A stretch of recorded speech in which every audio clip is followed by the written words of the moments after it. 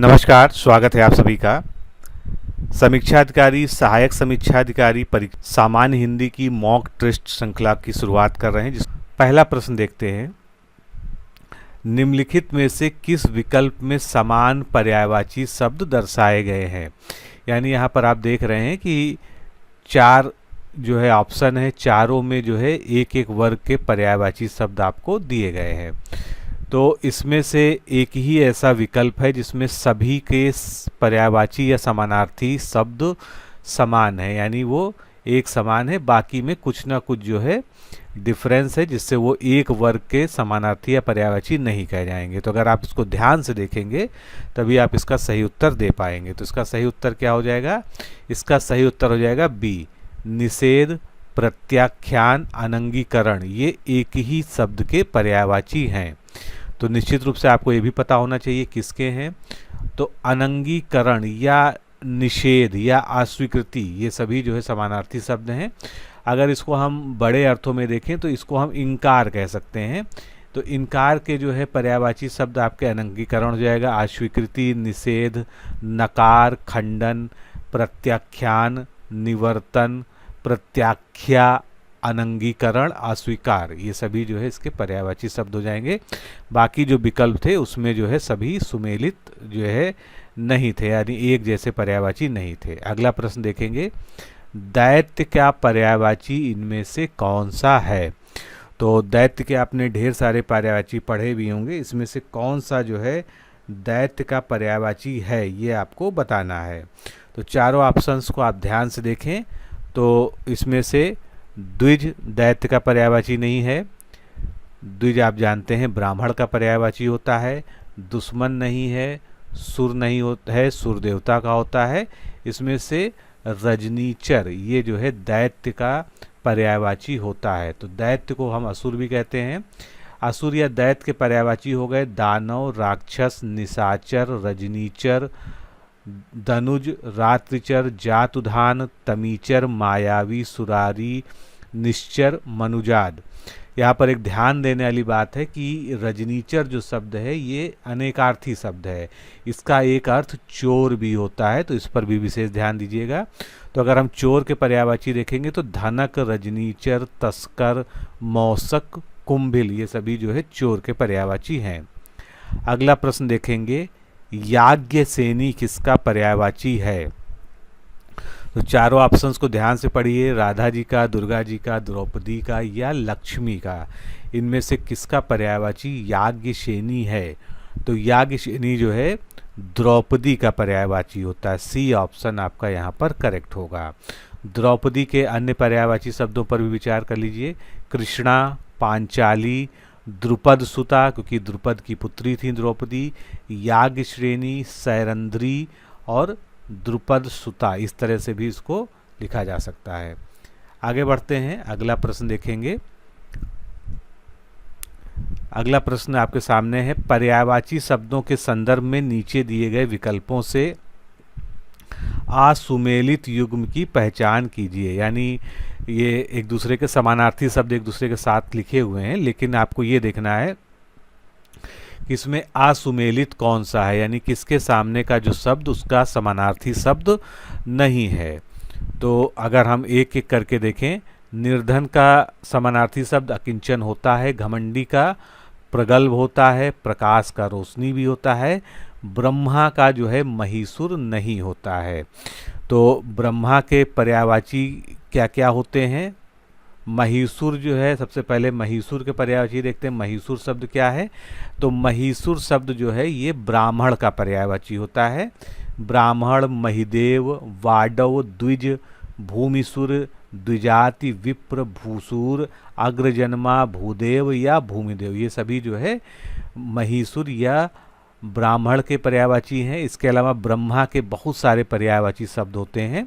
तो इसमें से कुछ जो है आपको प्रमुख शब्द पता होने चाहिए, जैसे आत्मभू, स्वयंभू, चतुरानन, और ये सभी शब्दों के लिए जो है कोई ना कोई इनके पीछे कथा है, कहानी है, इनका कोई ना कोई मतलब है। आत्मभू जो स्वयं जन्मा हो, इसी तरह से स्वयंभू का भी यही होता है। चतुरानन, पितामह, हिरण्यगर्भ, लोकेश, विद, विधाता यानी जो रचना करने वाला होता है, विरंची विधना, सृष्टा, प्रजापति, अज, कमलासन, हंसवाहन, करतार, अंडज, नाभि जन्मा जो नाभि से जन्मने वाला हो, सदानंद, गिरापति, धाता, सूर्येष्ठ, परमेष्ठी, सृष्टा, अब्जयोनि, गर्भकर्ता, सृष्टिकर्ता, गिरापति, चतुर्मुख, नाभिज, पद्मयोगिनी, रजमूर्ति, धाता।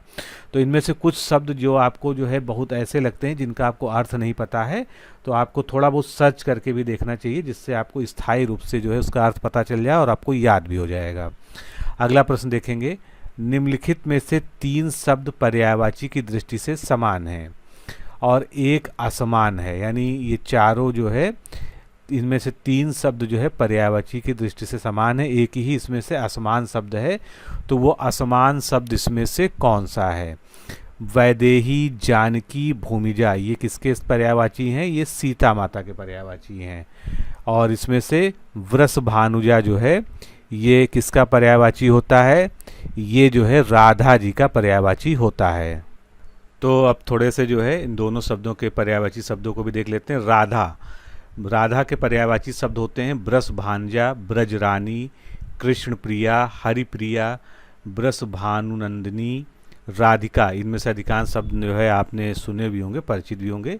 सीता जी के पर्यायवाची हैं जानकी, वैदेही, जनक सुता, जनक तनया, जनकात्मजा, अवनिजा, अवनिसुता, मैथिली, उर्वीजा, महीसुता, रामप्रिया, भूमिजा, आयोनिज, जनक दुलारी, सीता। तो इसमें से कई सारे नाम तो जो है उनके पिता जनक के नाम से संबंधित हैं। बाकी जो है जैसे भूमिजा है तो भूमि से जन्म लेने के कारण उनको भूमिजा कहते हैं। आगे बढ़ते हैं, अगला प्रश्न देखेंगे। अधिकृत का विलोम शब्द इसमें से क्या है? चारों ऑप्शंस पर ध्यान दीजिए। अनधिगत, अनधिकृत, अधिगत या अनधिगम्य। तो इसमें से सही उत्तर क्या होगा? अधिकृत का विलोम क्या हो जाएगा? अनधिकृत। बी ऑप्शन आपका यहाँ पर करेक्ट होगा। नेक्स्ट क्वेश्चन देखेंगे। विलोम की दृष्टि से कौन सा युग्म सही नहीं है? चारों ऑप्शंस को ध्यान से पढ़िए। आविर्भाव का विलोम तिरोभाव होता है, आज्ञाकारी का अवज्ञाकारी, बिल्कुल सही है क्योंकि आज्ञा का विलोम क्या होता है? अवज्ञा होता है। आदृत का निरादृत, आस्तिकता का विलोम नास्तिकता होना चाहिए, ना कि नास्तिक, इसीलिए जो है ये शब्द जो है युग्म सही नहीं है। तो आस्तिकता का विलोम नास्तिकता होना चाहिए। अगर आस्तिक आपसे पूछा जाएगा तब उसका विलोम जो है नास्तिक होना चाहिए। अगला, आकर्षक का विलोम इनमें से नहीं है, यानी 4 शब्दों में से 3 उसके विलोम है, एक ही शब्द ऐसा है जो उसका विलोम नहीं है। तो आकर्षक का विलोम इसमें से कौन सा नहीं है? भर्षक। बाकी अनाकर्षक, अपकर्षक और विकर्षक ये जो है आकर्षक के विलोम है। तो भर्षक शब्द क्या होता है? निश्चित रूप से आपको पता होगा। आप लोग कहते हैं भर्षक प्रयत्न करना, भर्षक प्रयास किया। तो भर्षक का जो है सामान्य अर्थ होता है जितना हो सके, जिसको यथासाध्य या यथाशक्ति कहते हैं, या पूरी तरह से भरपूर। तो ये जो है भर्षक के अर्थ होते हैं। अगला प्रश्न में दिए गए शब्दों का उपयुक्त विलोम बताने के लिए 4 विकल्प आपको दिए गए हैं। उचित विकल्प का चयन करना है। तो आपको किसका जो है बताना है विलोम? वैभव का। तो वैभव का विलोम आपको बताना है। वैभव का मतलब जो है आप जानते हैं। तो वैभव का विलोम इसमें से क्या होगा? चारों ऑप्शंस को ध्यान से देखिए। गरीबी, दुख, दारिद्र्य या विचलित। तो वैभव का जो है इसमें सही विलोम शब्द होगा दारिद्र्य। सी ऑप्शन सही होगा। बाकी भी हम लोग विचार कर लेते हैं। विचलित का विलोम अगर आपसे पूछा जाए तो अविचलित होगा, दुख का सुख होगा, गरीबी का अमीरी होगा। अगला प्रश्न, जड़ता का विलोम शब्द इसमें से बताइए। तो जड़ता मतलब जो है जो जड़ है, यानी जो चेतन नहीं है, इसको ऐसे भी कह सकते हैं। तो इसका सही उत्तर क्या होगा? अब इतना इशारा आपके लिए काफ़ी है। बी ऑप्शन सही होगा। जड़ता का विलोम होगा चेतनता। बाकी शब्दों को देखिए। अगर आपसे जड़ पूछा जाए तो आप इसका विलोम क्या बताएंगे? चेतन। तो जड़ता का जो है चेतनता हो जाएगा।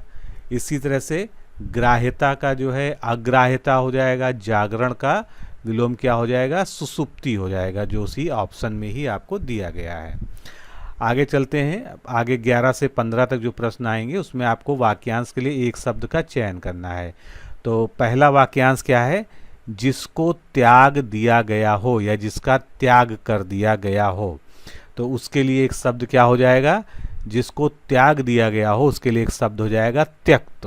बी ऑप्शन यहाँ पर आपका करेक्ट होगा। तो जिसको त्याग दिया गया हो त्यक्त, जिसे त्याग देना उचित हो उसको क्या कहेंगे? त्याज्य कहेंगे। थोड़ा सा जो है शब्दों का हेरफेर है। और जिसे त्यागा ना जा सके उसके लिए क्या सही शब्द होगा? अत्याज्य। तो ये सभी जो है ध्यान रखिएगा। अगला प्रश्न, जो व्यक्ति सांसारिक विषय से भोग रहित हो। तो इसके लिए हमको एक शब्द बताना है। सांसारिक विषयों से भोग रहित हो वो क्या कहलाता है?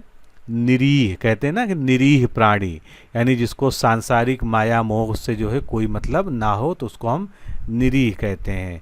बी ऑप्शन यहाँ पर करेक्ट होगा। बाकी शब्दों को भी समझ लेते हैं। जिसे किसी बात की स्पृहा, स्पृहा को क्या कहते हैं? आकांक्षा भी कहते हैं। ना हो, तो कोई आकांक्षा ना हो, कोई स्पृहा ना हो, उसको निस्पृह कहते हैं। रात्रि के मध्य भाग का जो समय होता है वो निशीथ कहलाता है, यानी मध्य रात्रि का समय। जो मांस ना खाता हो वो क्या होता है? निरामिष होता है। अगला प्रश्न, जिसके हृदय में ममता नहीं है। एक शब्द इसके लिए हमको बताना है। तो चारों ऑप्शंस को हम ध्यान से देखेंगे। निर्मम, निर्दय, निर्भय, निर्गुण। तो इसमें से सही उत्तर क्या होगा? जिसके हृदय में ममता नहीं है उसको क्या कहेंगे? निर्मम। बाकी विकल्पों पर भी विचार कर लेते हैं। जिसके मन में दया ना हो उसके लिए एक शब्द क्या हो जाएगा? निर्दय या निर्दयी, दोनों ही इसमें चल जाएगा। जिसके हृदय में ममता नहीं है वो निर्मम है। जो भयभीत ना होता हो वो जो है क्या कहलाएगा? निर्भय। और जिसमें गुण ना हो वो निर्गुण होता है। अब इसको और ज़्यादा जो है डीप में देखेंगे तो जिसमें सत गुण, रज गुण या तम गुण या किसी प्रकार का गुण ना हो उसको हम निर्गुण कहते हैं। अगला प्रश्न देखते हैं। सेना का वह भाग जो सबसे आगे रहता है। इसके लिए एक शब्द क्या होगा? हौदा, सानी, हेरम्ब या हरावल। तो सेना का वह भाग जो सबसे आगे रहता है उसको एक शब्द उसके लिए है हरावल। डी ऑप्शन यहाँ पर करेक्ट होगा। तो जितने भी शब्द दिए गए हैं सभी के बारे में जान लीजिए। हरावल तो आपने देख लिया कि सेना का वह भाग जो सबसे आगे रहता है। सानी आप लोग जानते हैं, खली में सान कर दिए जाने वाला चारा जो गाय भैंस या जानवरों को खिलाया जाता है उसको सानी कहा जाता है। जो लोग ग्रामीण क्षेत्र से निश्चित रूप से जानते होंगे। और हौदा किसे कहते हैं? हाथी की पीठ पर जो चौकी रखी जाती है जिस पर बैठा जाता है उसको हौदा कहते हैं। हेरम्ब के बारे में भी निश्चित रूप से जानते हैं। ये जो है गणेश जी का या भगवान गणपति का एक नाम है, यानी उनका पर्यायवाची आप कह सकते हैं। और हेरम जो है उनका एक विशिष्ट रूप है, यानी उसमें क्या होता है? सिंह पर सवार पंचमुखी भगवान गणपति के इस विग्रह की पूजा तंत्र साधना में प्रचलित है। इस कारण सामान्य मंदिरों में भगवान के इस रूप के दर्शन उपलब्ध नहीं होते हैं। बीकानेर में भी एक हेरम्ब गणपति का मंदिर है। ये मंदिर जूनागढ़ में ऊपरी मंजिल पर स्थित है। आगे बढ़ते हैं। अगला प्रश्न देखेंगे। लंबे समय तक जीने वाला, यानी ऐसा व्यक्ति जो लंबे समय तक जीवित रहे, उसके लिए एक शब्द क्या हो जाएगा? देखिए चारों ऑप्शंस में से चिरंतन, चिरस्थाई, चिरंजीवी या चक्रपाणी। तो सही उत्तर क्या हो जाएगा? चिरंजीवी। सी ऑप्शन यहाँ पर सही हो जाएगा। तो चिरंजीवी को अगर दूसरे शब्दों में कहें तो चिरकाल तक, जिसको हम चिरकाल का अर्थ ही होता है जो लंबे समय तक या दीर्घ काल तक जीवित रहने वाला चिरंजीवी। चिरकाल तक जो बना रहे उसको कहेंगे चिरस्थाई।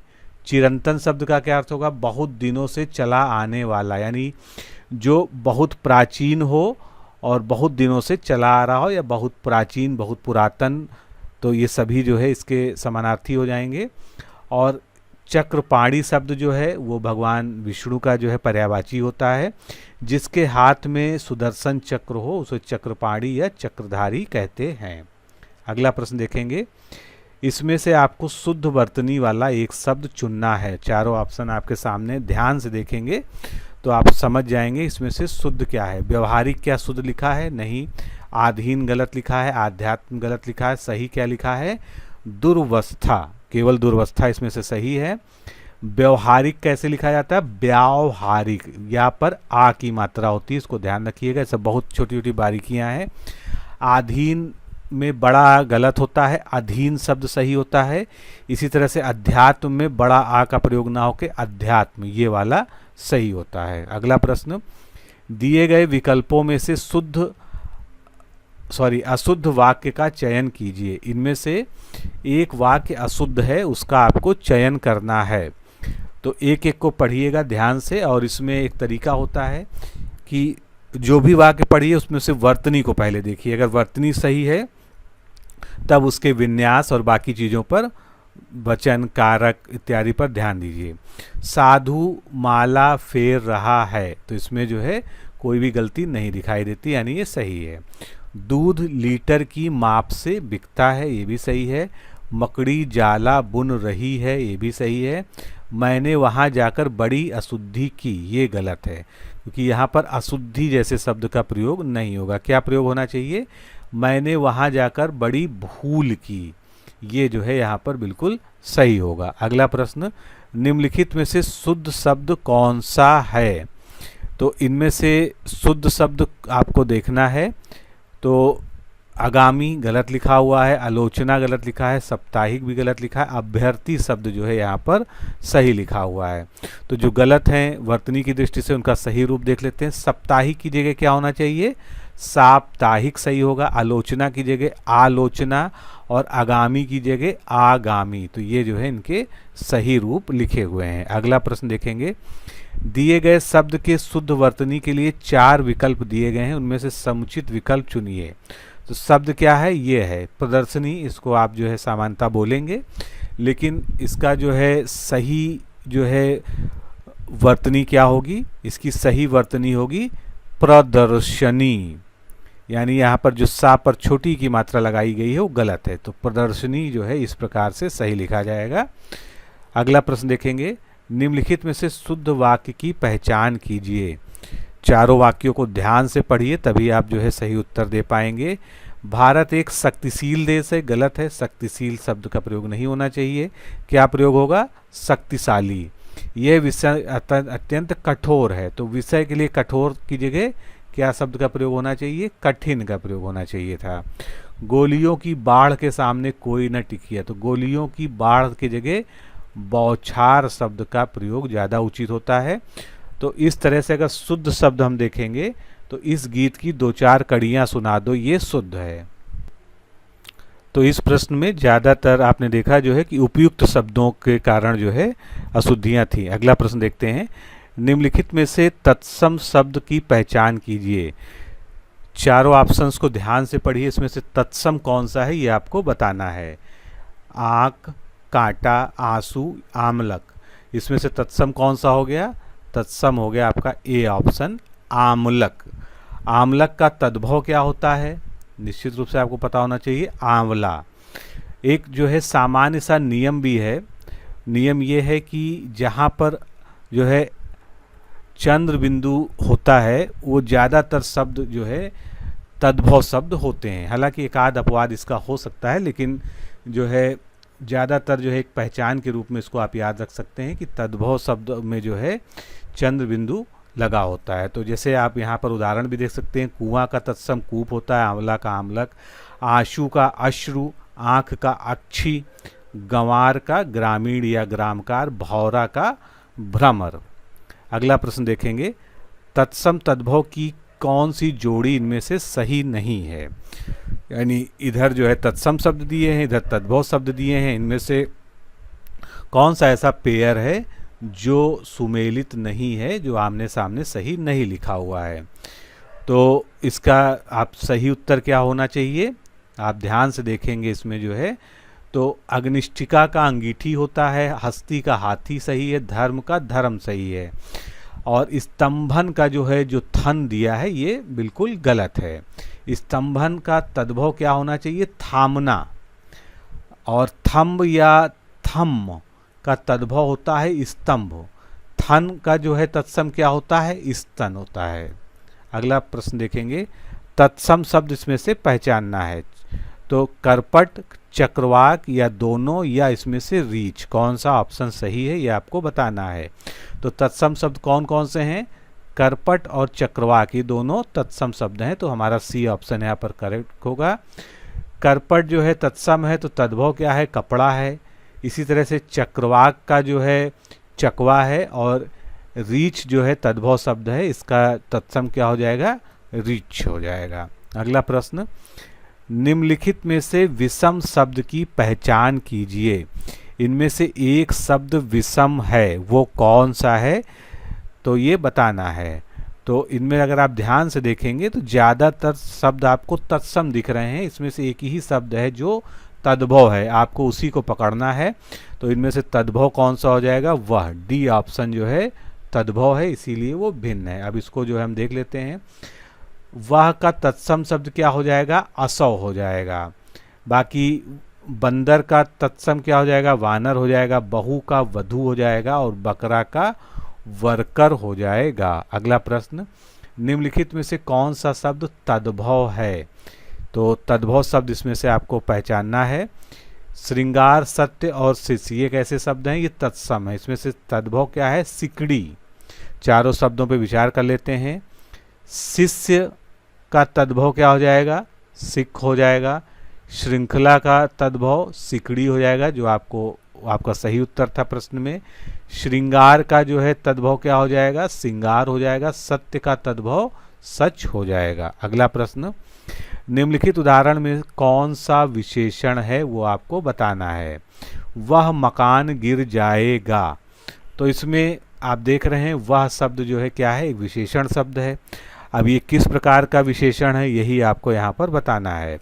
तो वह जो है मूल रूप में क्या होता है? एक सर्वनाम होता है, और जब कोई सर्वनाम शब्द एक विशेषण की तरह किसी वाक्य में कार्य करे तो उसको हम सार्वनामिक विशेषण कहते हैं। ये ऑप्शन यहाँ पर करेक्ट होगा। सर्वनाम शब्द जब विशेषण की तरह प्रयोग में आते हैं तो उनको सार्वनामिक विशेषण कहते हैं। जैसे मैं, आप, तू, वह, यह, अपने, आप, स्वयं, खुद, स्वतः, निज, हम, जब ये विशेषण की तरह आ जाएं तो इनको सार्वनामिक विशेषण कहते हैं। अगला प्रश्न, निम्नलिखित में से असुमेलित युग्म की पहचान कीजिए। एक तरफ उदाहरण दिए हैं, एक तरफ विशेषण दिए हैं, तो इसमें से असुमेलित कौन सा है ये हमको देखना है। एक एक करके देखते हैं। जैसे अनुज ईमानदार है, तो इसमें विशेषण कौन सा आपको शब्द लग रहा है? इसमें विशेषण है ईमानदार। किस प्रकार का है? गुणवाचक, बिल्कुल ठीक है। आप 4 दिन से कहाँ थे? अब यहाँ पर जो है 4 दिन, ये कैसा है? संख्यावाचक विशेषण हो गया। आप कहाँ गए थे? तो यहाँ पर आप देख रहे हैं इसमें आप शब्द ही जो है केवल विशेषण का कार्य कर रहा है। तो क्या जो है ये गणनावाचक है? बिल्कुल नहीं। तो यही हमारा सही उत्तर है कि ये गणनावाचक विशेषण नहीं है। 4 लीटर दूध कैसा है? परिमाणवाचक है, इसमें हम नाप रहे हैं। तो आप किस प्रकार का विशेषण है? अभी हमने पीछे भी चर्चा की थी, एक सार्वनामिक विशेषण का उदाहरण है। अगला प्रश्न, कोमल, कठोर, नीला, दयालु आदि किस प्रकार के विशेषण हैं? तो कोमल, कठोर, नीला, दयालु, ये क्या बता रहे हैं? किसी भी जो है संज्ञा की क्या बताते हैं? ये एक विशेषता बता रहे हैं, किस प्रकार की गुण बता रहे हैं कि वो कोमल है, वो कठोर है, उस प्रकृति या गुण बता रहे हैं। तो किस तरह का विशेषण हो जाएगा? ये गुणवाचक विशेषण हो जाएगा।